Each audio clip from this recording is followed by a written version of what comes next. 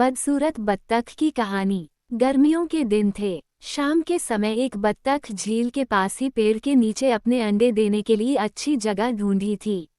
उसने वहां पर 5 अंडे दिए। उसने देखा कि उसके 5 अंडों में से एक अंडा सबसे बहुत अलग था, जिसे देखकर वह परेशान रहने लगी। उसने अंडों से बच्चों के बाहर आने तक का इंतजार किया। फिर एक सुबह उसके 4 अंडों में से उसके 4 नन्हे बच्चे बाहर आ गए। वो सभी बहुत सुंदर और प्यारे थे, लेकिन उसके 5वें अंडे से अभी तक बच्चा बाहर नहीं आया था। बत्तख ने कहा कि यह 5वें अंडे का बच्चा उसका सबसे सुंदर बच्चा होगा, तभी वह बाहर आने में इतना ज्यादा समय ले रहे हैं। एक सुबह वह 5वां अंडा भी फूट गया। उसमें से एक बदसूरत बत्तख का बच्चा निकला। बत्तख का ये बच्चे अपने बाकी के चारों भाई बहनों से बहुत बड़ा और बदसूरत था। ये देखकर बत्तख माँ बहुत उदास हो गई। उसे उम्मीद थी कि शायद कुछ दिनों बाद वह बदसूरत बत्तख भी अपने भाई बहनों की तरह सुंदर हो जाएगा। कई दिन बीत जाने के बाद भी वह बत्तख बदसूरत ही रहा। बदसूरत होने की वजह से उसके सारे भाई बहन उसका मजाक भी उड़ाते थे और कोई भी उसके साथ नहीं खेलता था। वह बदसूरत बत्तख का बच्चा बहुत उदास रहने लगा। एक दिन झील में अपनी परछाई देखते हुए वह बदसूरत बत्तख का बच्चा सोचने लगा कि अगर उसने अपने परिवार को छोड़ दिया तो वो सारे बहुत खुश हो जाएं। वो किसी दूसरे जंगल में चला जाएगा। यही सोचकर वह किसी घने जंगल में चला गया। जल्द ही सर्दियों के दिन आ गए। हर तरफ बर्फ की बारिश हो रही थी। बदसूरत बत्तख के बच्चे को ठंड लग रही थी।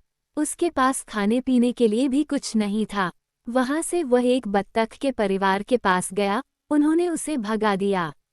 फिर वो एक मुर्गी के घर गया। मुर्गी ने भी उसे चोंच मारकर भगा दिया।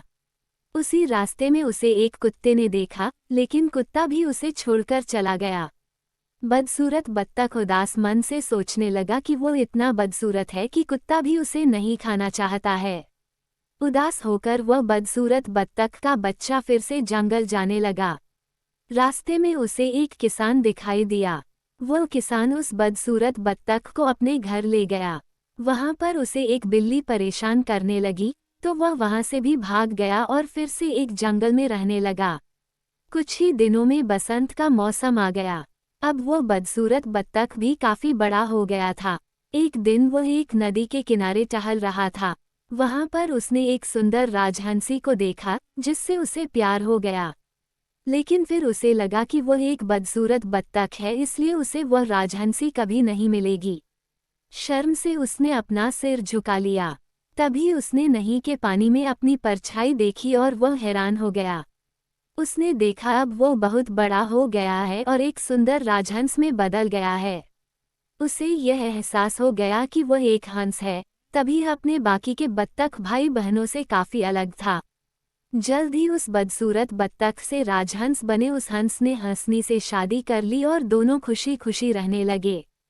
कहानी से सीख, सही समय आने पर हर कोई अपनी सही पहचान कर सकता है। तभी वह अपने गुणों को पहचान कर अपने दुखों को दूर कर सकता है।